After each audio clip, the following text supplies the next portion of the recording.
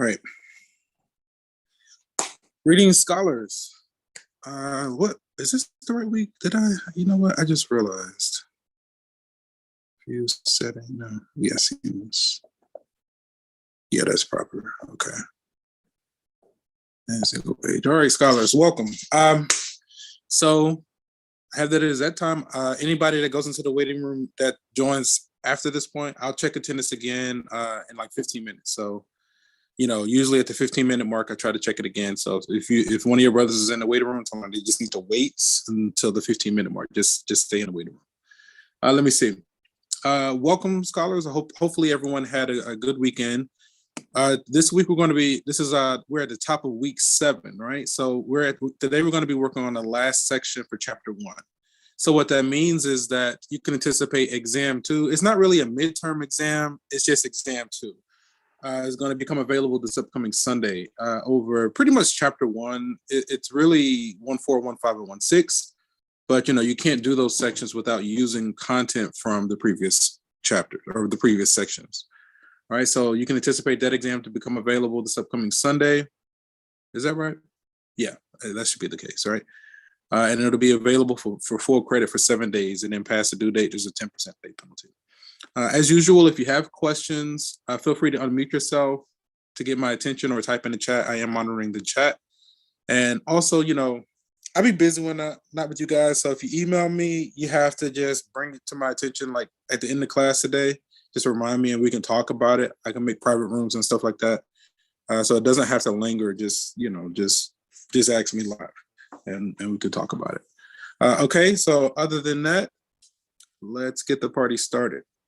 So today we're going to be working on the last section for chapter 1 on graphs and functions. One other thing, hopefully you all are making your way through the lab. Everybody has connected with Dr. Lamar. What she does is completely separate and different than what we do. We work with My Math Lab, and I'm assuming that most of you guys were able to get your My Math Lab situated. The discount did become available. I'm under the impression that for that discount for My Math Lab, you have to go to the bookstore and purchase a code through the bookstore. I know one student purchased a code. He entered a code. It wasn't working. So we sat down together remotely. And I was like, oh, that code doesn't go into My Math Lab. So it took him, he had to follow the prompts. It took him to the separate website.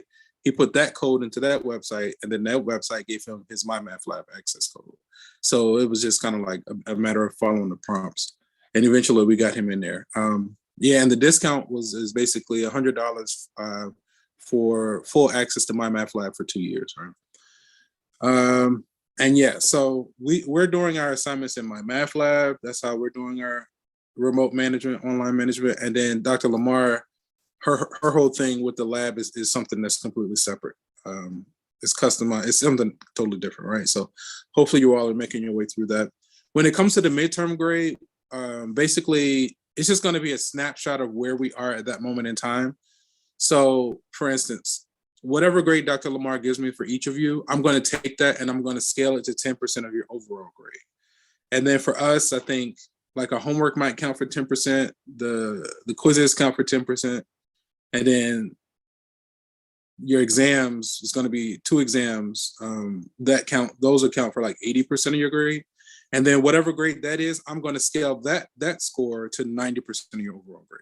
All right. So what we do together is 90%. What you do in the lab with Dr. Lamar is 10% of your overall grade. Okay. All right. Let's see. So, do I want to do that? That's a good question.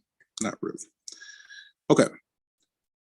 So section 1.6 covers combining functions and composite functions. A few objectives. 1, define basic operations on functions.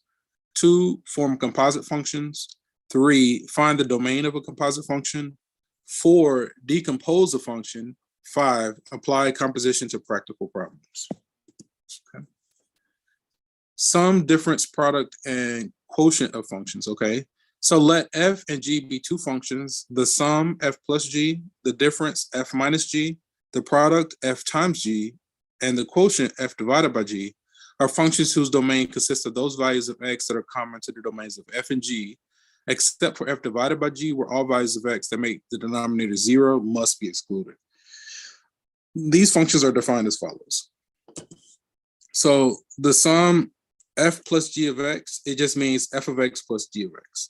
The difference f minus g of x means f of x minus g of x. The product f times g of x means f of x times g of x. And the quotient f divided by g of x means f of x divided by g of x. As long as g of x is not equal to 0.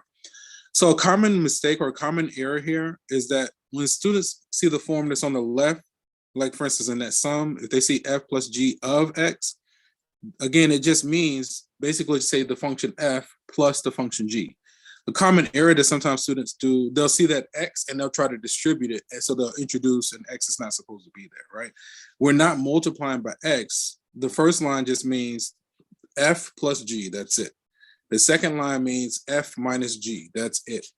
See what I'm saying? So don't add it, don't introduce an extra x. I know it looks like distributing, that's not what's going on. It just means the function f of x plus the function g of x, right? So on and so on, okay? So I try to alert as many students as that as possible, and then we go from there.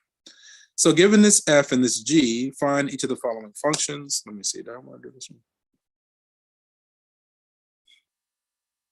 Okay, so all right. I'm not gonna write this out. It's written out on the next slide, so we'll use that. What I'm gonna do, I want to pull up my calculator. I want to show you how to do this in a graphing calculator. So something of this nature. Let me see. Let's do this. Ooh, almost show degrees right here. Okay, that looks good. Reload and refresh. Okay. Now let's see. So we have f and g, right? So I'm going to go to my y equals, and I'm going to type in my f of x. I got x squared minus 6x plus 8, x squared minus 6x plus 8. Nope. Nope. Nope. Man, I just cannot seem to get over there today. Let's try this again. X squared minus 6x plus 8. There it is. And then g of x, matter of fact,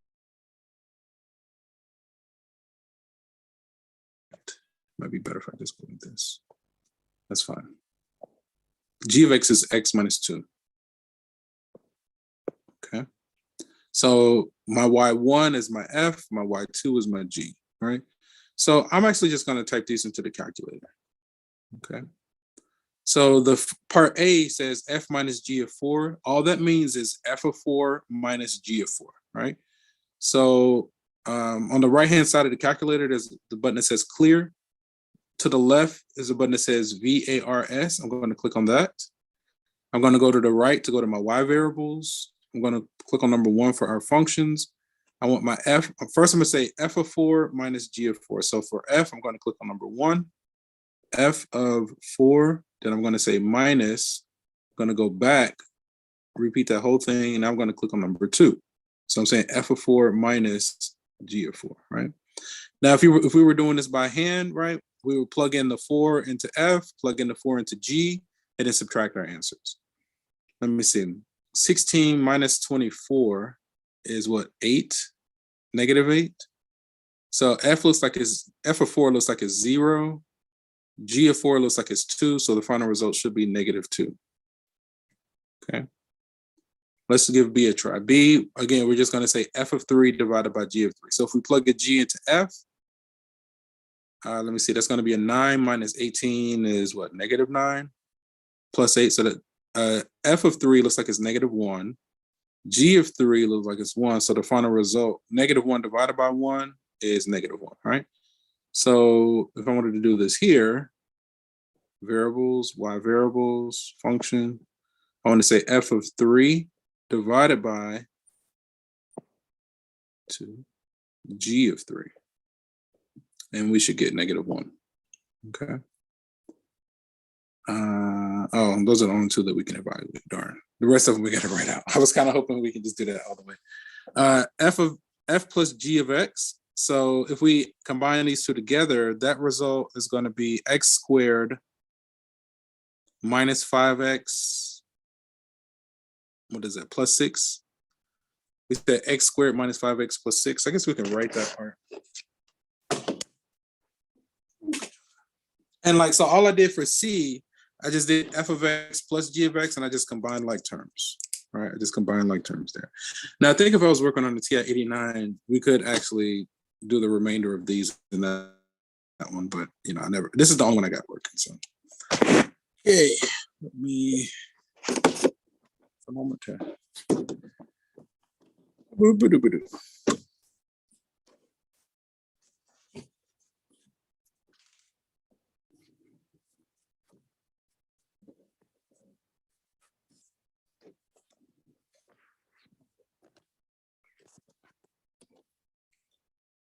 So again, for C, we just said f of x plus g of x. So essentially, we're just combining like terms.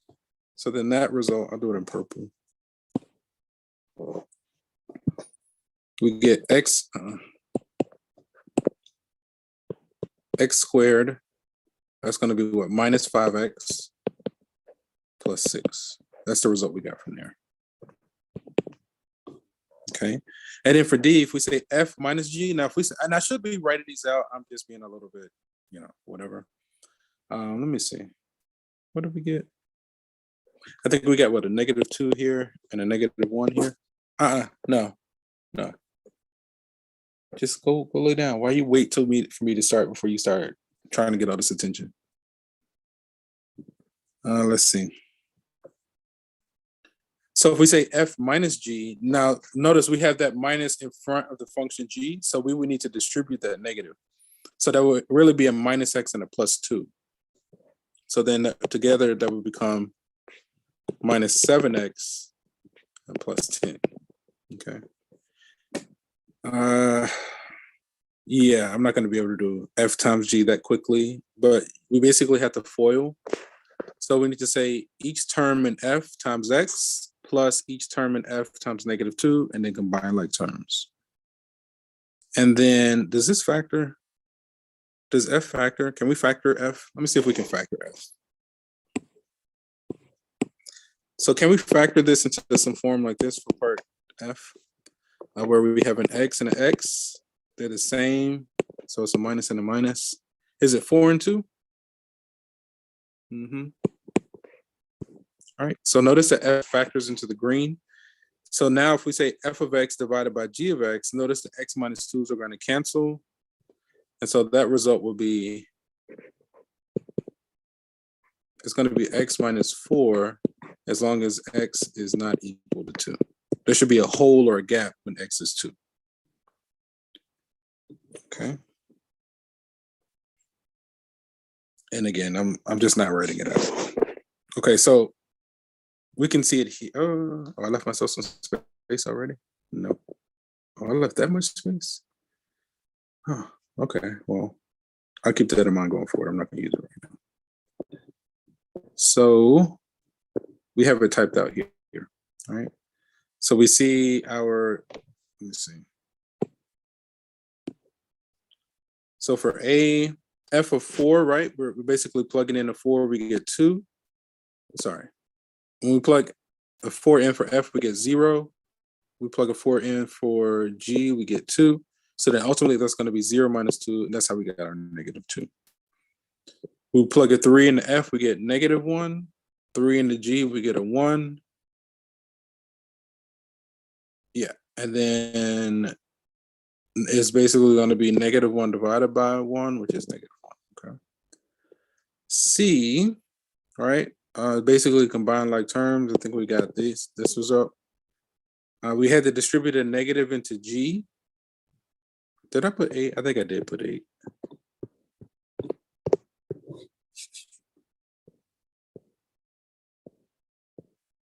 No, I got it. Yeah, we're good. So this one I just didn't write out. So that becomes x cubed, 6x squared, you can see it, or they're kind of doing it.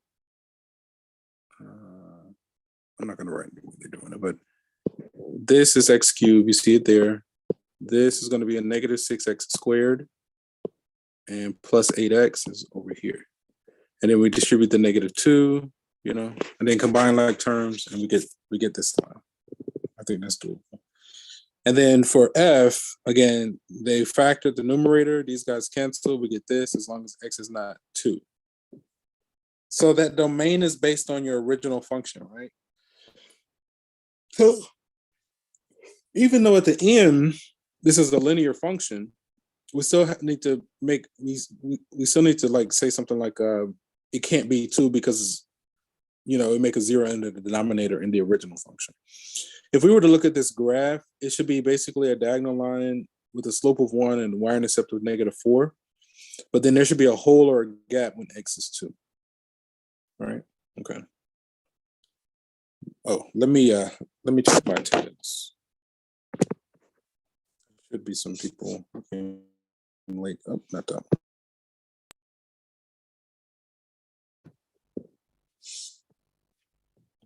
Okay.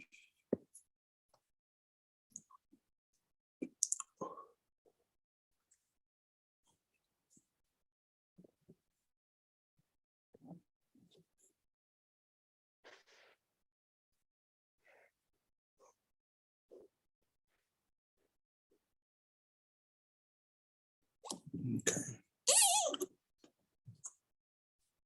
We'll let them in. Let's see. Yeah. Okay. All right. So let's keep going.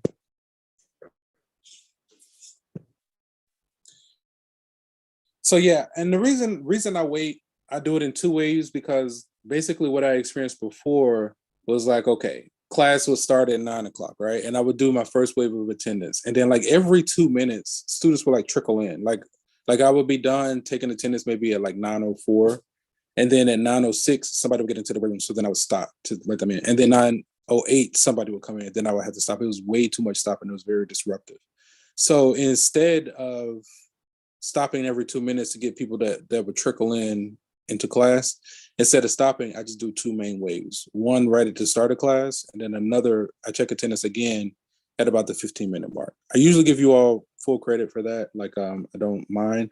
Only thing is the people that come after that first wave, they just miss like the introduction, but they can actually watch it later because I typically stream or record our sessions. So, you know, if it's hit that 15-minute mark and I haven't like stopped to check, then that's when it's like, okay, wait a minute, you know. But usually I usually do 2 waves. Okay, let's keep going. Why does this look like this? There we go. So composition of functions, right? Okay, so if f and g are 2 functions, the composition of functions, the function f with the function g is written as f composed g and is defined by the following equation. F composed g of x means f of g of x, all right? Where the domain of f composed g consists of those values in the domain of g for which g is in the domain of f, right? So this symbol here, here's another common error, right? A lot of times students see this symbol, they think multiplication and they try to multiply. This does not mean multiplication. So if you see this little open circle in this fashion, this does not mean multiplication. What this symbol is called composition, right? This just means f composed g of x. What it means is the second function inside the first function, all right? It just means f of g of x. So in other words, what we're going to be doing is writing f of x like normal, but we're going to replace each x and f of x with this entire function, okay? And then when it comes to the domain of a composite function, there's a 3-step process that I do. I will show it to you. Let me see if it's this one. I'll come back to this in just a moment. Do we need to find the domain there? Okay, I gave myself some space. That's good.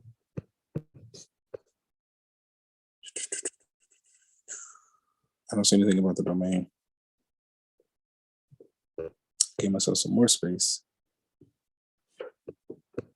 Is that it? No. Come on. Okay, so it's a couple of examples away. So we'll talk about the domain, because it's not obvious how to find a domain of a composite function, but I'll show you my 3-step process that's been working for me for years in this. Okay, so let's see.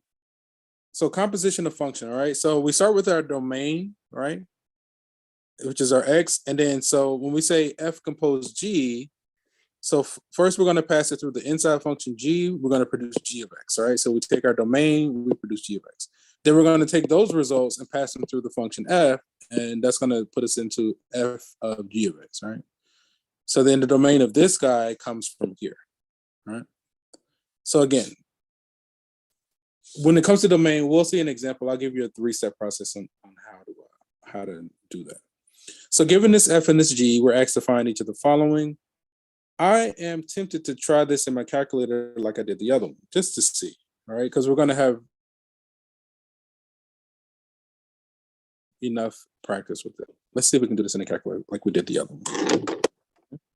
So what I'm going to do, I'm going to go to my y equals and clear out this old f and g.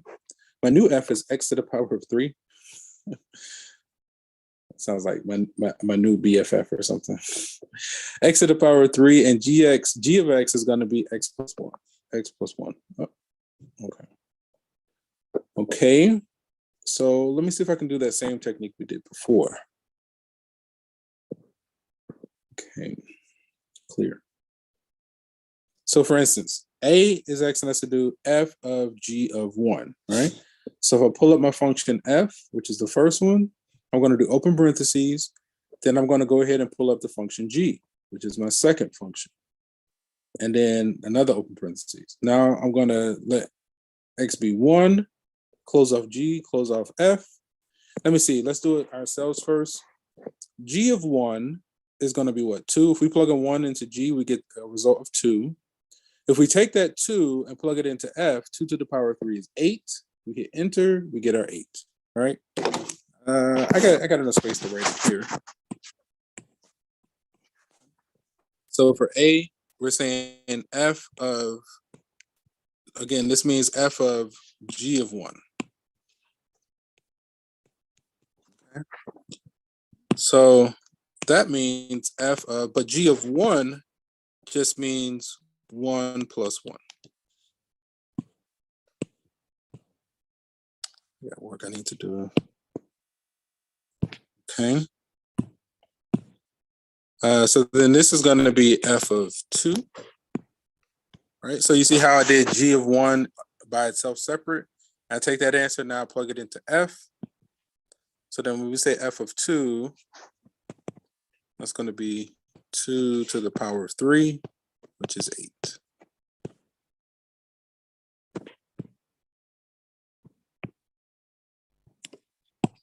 Okay. Okay.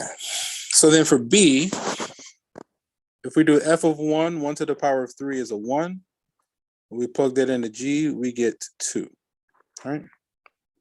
So for b, for instance, this symbol g composed f of 1 means g of f of 1. Second function inside the first function. Okay. But then f of 1 just means what? 1 to the power of 3.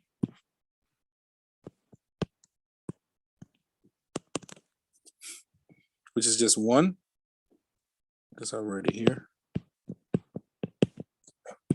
Okay. Then we take that 1 and plug it into g. So that's going to give us a 1 plus 1.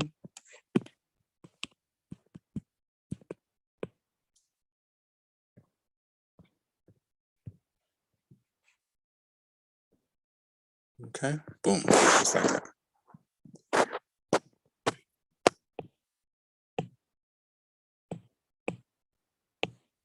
Okay. What is that? Let me get rid of that.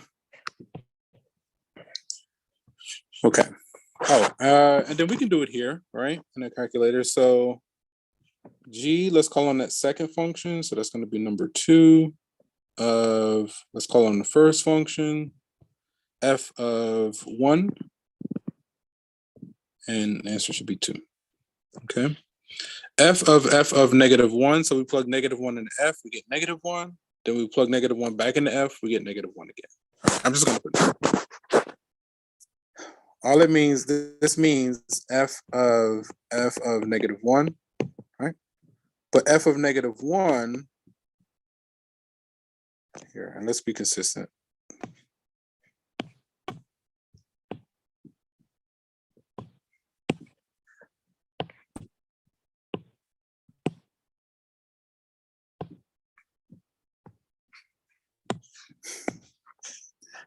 So that means what? -1 to the power of 3,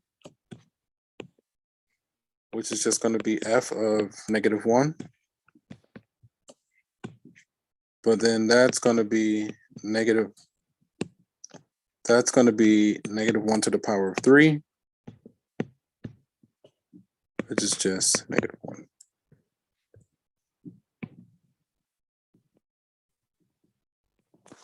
Okay, so hopefully we're all aboard and not all bored. Let me see. Let's go here. This one.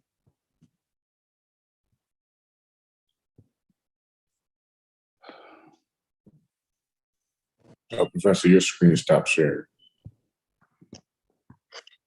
Yeah, I know. I know it's not. I know it's out. Give me a moment.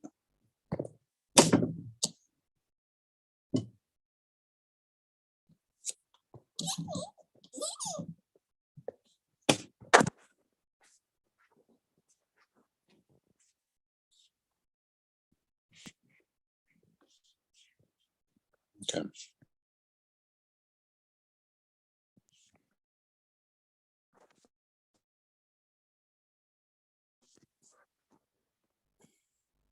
We're doing it here.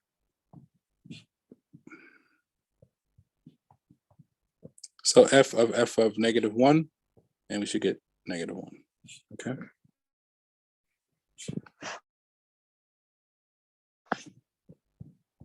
Where'd it go? Back. Where'd it go? No, that's not it.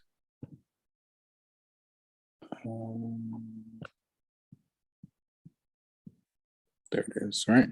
So we got 8, 2, and -1. Didn't need that space either.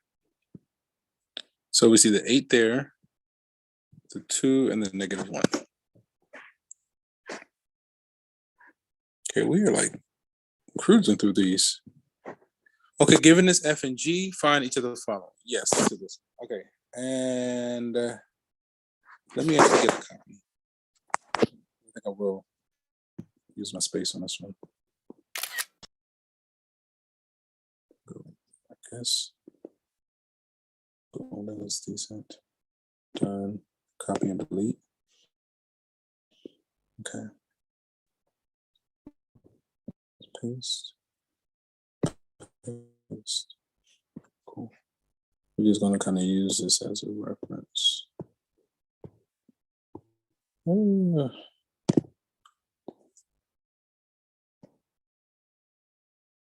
Okay, that's decent. Okay. So for part A, right? F composed, so we have F composed G, and let's do it like this. F composed G of X. This means F of second function inside the first, so F of G of X. Okay. So we're going to write F of X like normal, but we're going to replace each X and F of X with the green thing, right? Green thing in this case being X squared minus 3. Okay. So then our F, how many pages did I give myself? Did I give myself 3 pages? Okay. Well, we'll see. Right. So F of X is what? 2x plus 1. So we got our 2x plus 1. So before I inserted the green thing, notice I replaced each X and F with a blank set of parentheses. What goes into the blank parentheses? The green thing. So then we just simplify, expand and simplify. So we'll get 2x squared minus 6 plus 1, 2x squared minus 5.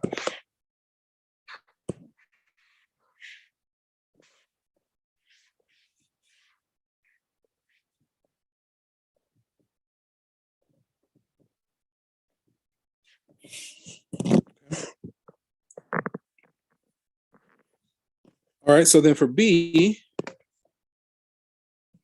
so again, this means the second function inside the first function. So this means G of F of X. Okay.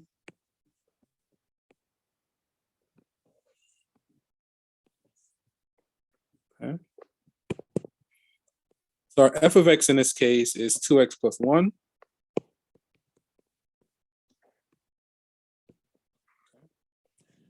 Device is like behaving like a good child today. I'm really grateful. Like it's not throwing tantrums, it's charging, stuff is smooth and fluid.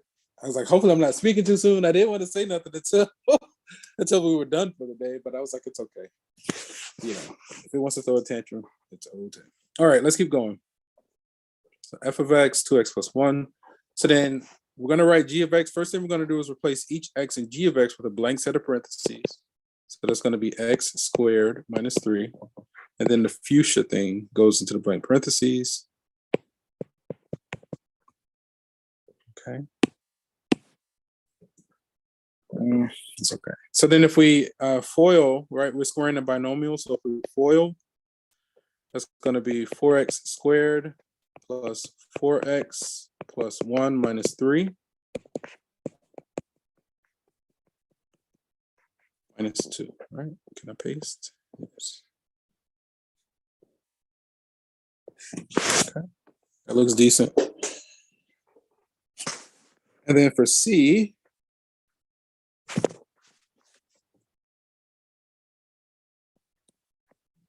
we have f of x. So f of x. Okay. So then this means what f of x is what 2x plus 1. So what we're going to do is write f of x like normal, but we're going to replace each x with 2x plus 1. All right. So then here's our 2x plus 1. And again, x is being replaced by 2x plus 1. And then if we expand and simplify, here, notice we're distributing. Right here, we did FOIL. Okay. We distributed here. They combine like terms, okay? So then that becomes what, 4x plus 2 plus 1. So then ultimately it looks like it's 4x plus 3.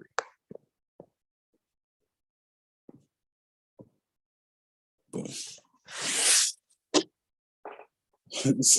Smooth, right? Okay. 2x squared minus 5, 4x squared plus 4x minus 2, 4x plus 3. 2x is, minimize that. 2x squared minus 5, is that what we had? 4x squared plus 4x minus 2. You see it there. 4x plus 3. Okay. We got a solid 10 minutes. All right, let's hang out for like 10 more minutes. Oh, I really appreciate that about these groups. I know I say it all the time, but you don't understand.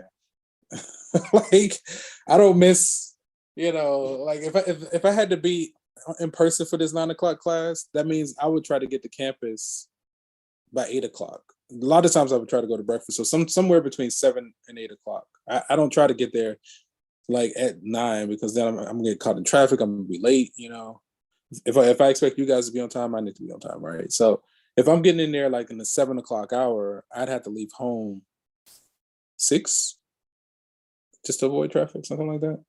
In order to leave by 6, I would have to start moving by like 5 or 4:30. My first alarm would go off at 4:30 in the morning.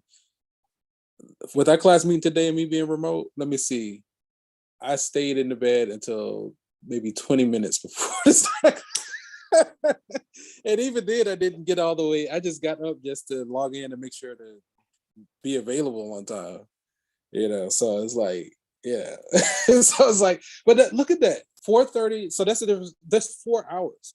If we was in person, I would have had to start moving 4 hours earlier. That's why I was just like, no, I'm trying to be remote. Like, and then it's like, I do acknowledge that for you all it might be a little bit different, but I can tell you whether I'm standing in front of you or I'm doing a remote, you guys are pretty much going to have the same experience. Like, even when I was standing in front of the students, they still, struggle. But then I can see where this would be more challenging, but it does help that because I get those extra 4 hours of rest. then I'm like more calm.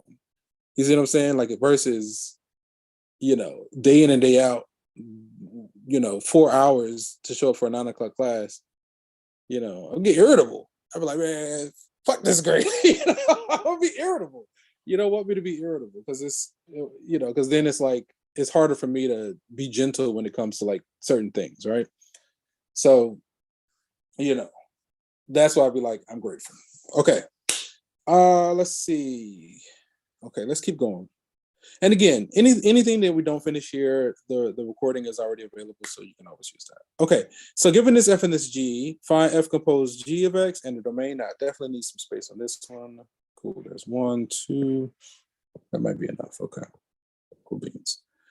So given this f and this g, find f composed g in its domain. I don't know that we have time to do both.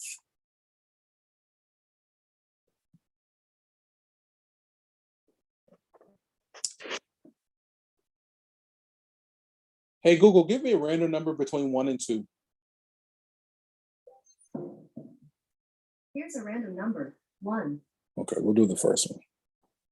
So we'll at least do the first one together. Let me get a copy because we're almost out of time. All right. And again, part B should be in my pre-recorded lecture. So let's copy and delete. Let's go here, paste the image. Allow the paste. Thank you. Okay.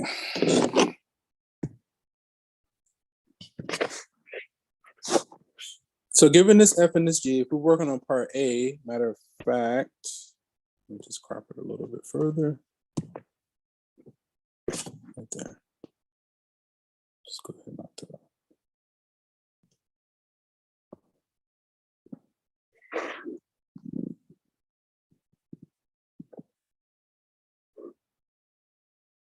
Okay. So let's start by finding f composed g. So f composed g of x, this means f of g of x. Second function inside the first function, okay? So this is going to be f of, let me clean that up. F of, now g of x is what, 1 over x. Oh, looks like it's going to be fun. All right. So then f of x is x plus 1. So I'm going to say plus 1, and my x is 1 over x.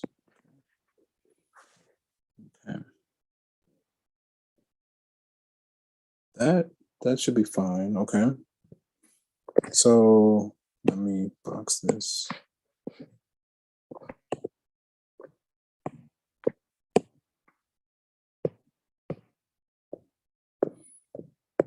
Nope. Okay, cool. So then now for the domain, the 3-step process I use for the domain of a composite function. I'll put some notes over here. We'll say the domain of a composite function. So it's a 3-step process I do. 1, I find the domain of the inside function.